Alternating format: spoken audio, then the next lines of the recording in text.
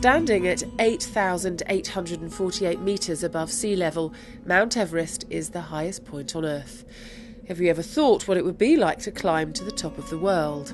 Well, back in May of this year, CWU member Ed Buckingham became the first Cornish man to climb Mount Everest.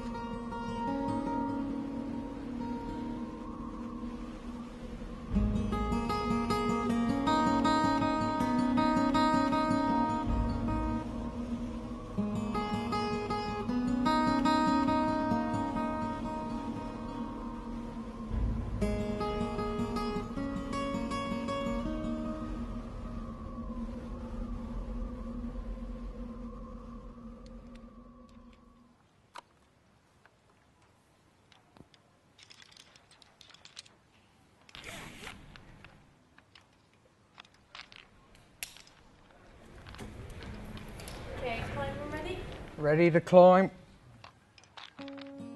Having climbed 5 of the world's highest summits previously, Ed decided to tackle the big one. Not in my wildest dreams 12 years ago, I imagined being on top of the world. And another small factor, being the first Cornishman to reach the summit.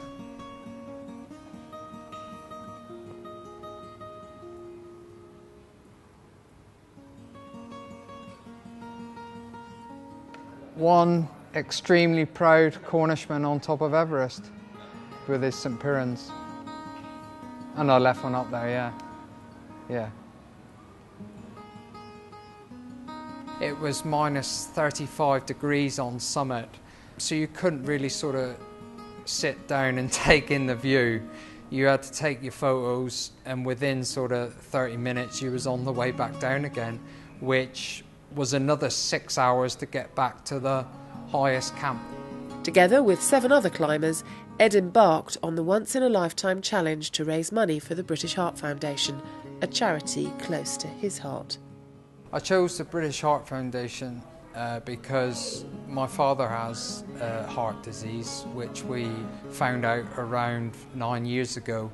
It was a shock to us all, because we considered him a reasonably fit man, and I wanted to do something to say thank you to the loving years he's given me as a father and a friend.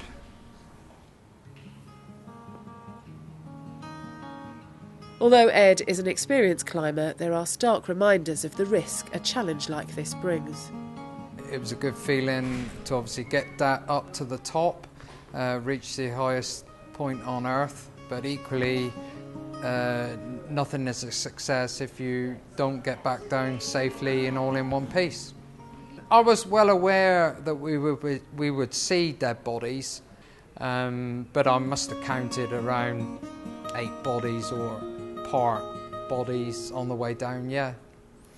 One of them being a guy that sadly passed away from another group that expedition that night, and also one of our members, a colleague of his the previous year, 2009-2010 year, a friend of his died on the way back down from summiting, so we passed his body.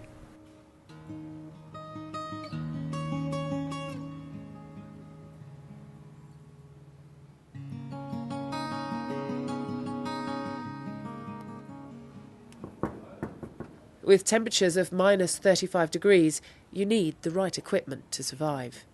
Most important on Everest is obviously to keep warm. Hands and feet are most important. So a good pair of boots is essential. We have here an 8,000 metre pair of boots.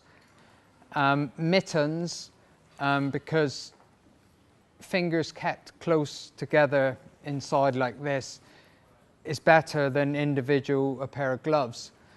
Keeping the core warm is essential, so a good down jacket with a hood so that when the wind blows, you're not going to get your ears and your nose frostbitten. Again, another piece of equipment is the ice axe, so you can really dig that into the ice and help your way up. And down here I have a t-shirt, the British Heart Foundation, who I raised money for, and at present it's together with the website Just Giving, I've raised over £3,000, plus the gift aid has got to be added, which is a tremendous achievement. And I would like to say thank you to all those who sponsored me, and also congratulating me on my return. That was perhaps quite overwhelming. So what's next for this intrepid explorer? Quite a lot of people have asked me that. I would like to at some point go to Antarctica, yes, to finish the 7 summits. I've got another 2 to do, those being Antarctica and Carstens Pyramid in Indonesia. Whether I'm fortunate enough to do them, we'll have to wait and see. But I think it's a fair achievement to have climbed the highest mountain in the world.